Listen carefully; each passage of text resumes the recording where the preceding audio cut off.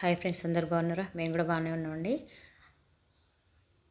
నేనైతే ఈరోజు ఒక చిన్న స్వీట్ చేసుకున్నానండి. ఈ స్వీట్కి ఏమేమి కావాలో చూపిస్తా. ఒక 2 కప్పుల పేలాలు. ఇక్కడైతే మాకు మా సైడ్ అయితే పేలాలు అంటారు, వీటిని బూరుగులు అంటారు, మరమరాలని కూడా అంటారండి. ఇవి చాలా చిన్న పిల్లలు అయితే ఇష్టంగా తింటారు. అలాగే దీనితోనే ఒక చిన్న స్వీట్ చేసుకుంటానండి. దీన్ని ఈజీగా చేసుకునేది, అలాగే చాలా ఖర్చు లేకుండా, ఇలాంటి అన్ని ఆర్భాటాలు లేకుండా చేసుకునేటువంటి చిన్న స్వీట్ అండి. తొందరగా అయ్యేది, పిల్లలకైతే అప్పటికప్పుడు చేసి పెట్టేది. పిల్లలు మన ఊర్లలో ఉన్నప్పుడు స్వీట్ కావాలని ఏడిచినప్పుడు మనకు పల్లెటూర్లలో దొరకదు కదండి. అట్లాంటి టైంలో మనకు ఈ ఊర్లలో ఉన్న వాళ్ళకైతే చాలా మంచిగా ఉపయోగపడుతుందండి, చిన్నపిల్లలు ఉన్న వారికి.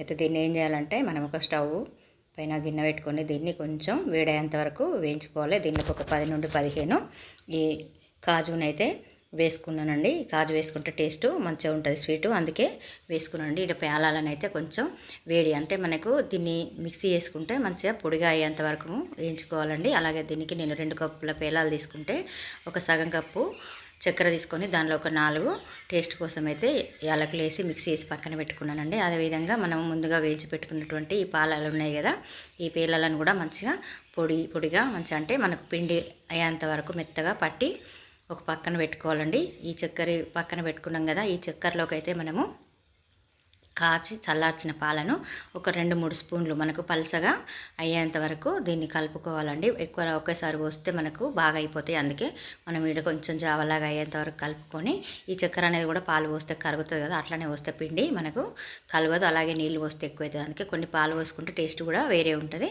ఇలా ముందుగా మనం దాన్ని అంతా స్పూన్తో కలిసేటట్టు కలుపుకోవాలి, లేకపోతే చేయితో కలుపుకున్నా కూడా బాగానే ఉంటుంది. అది మనకు సరిపోలేదనుకుంటే ఇంకా కాసంటి పాలను కూడా మనము యాడ్ వేసుకోవచ్చు ఒక 2 స్పూన్లు.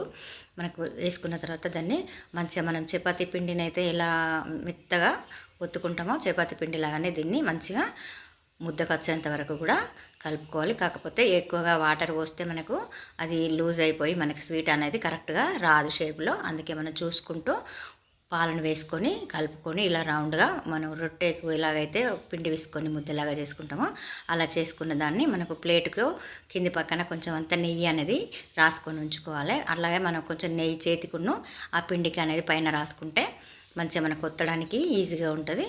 ఇలా పగులు లేకుండా సైడ్లకు మంచిగా ఒక ప్లేట్లో ఒత్తుకొని పెట్టుకోవాలండి. అలాగే మనకు కరెక్ట్ సైజు రాలేదు అనుకుంటే ఒకటి కింద సాఫ్ట్గా ఉండేటువంటి చిన్న గిన్నె అట్లాంటి తీసుకొని ఇలా సైడ్లకు మంచిగా కరెక్ట్ షేప్ వచ్చేంత వరకు అన్నీ ఒత్తుకొని మనము చాకుతోనైతే మనకి ఇష్టం వచ్చిన షేప్లో, అంటే రౌండ్గా కానీ స్క్వేర్ కానీ ఎట్లా అంటే అట్లా మనము ఈ స్వీట్ అనేది కట్ చేసుకోవచ్చండి. ఇది కట్ చేసేదానికి ఎంత ఈజీగా మంచిగా వస్తుందండి, చూడడానికి చాలా నోరూరిపోతుంది, చాలా మంచిగా టేస్ట్గా ఉందండి. మేమైతే చేసుకుని తిన్నా. మీరు కూడా చేయాలనుకుంటే ఒకసారి చేసుకొని చూడండి. అలాగే కామెంట్ బాక్స్లో కామెంట్ చేయండి. మీకు ఈ వీడియో కనుక నచ్చినట్టయితే లైక్ చేయండి, పక్క వాళ్ళకి ఎవరికైనా ఉంటే షేర్ చేయండి. ఇలా కట్ చేసుకోవాలండి. నేనైతే స్క్వేర్ షేప్లో కట్ చేసుకున్న, మనకు వేరే బాదం షేప్లో మనకి ఏ విధంగా నచ్చితే ఆ విధంగా ఈ స్వీట్ అనేది మనము కట్ చేసుకొని పిల్లలకైతే ఇవ్వచ్చు. పిల్లలకే కాదు మనకు కూడా తినచ్చండి.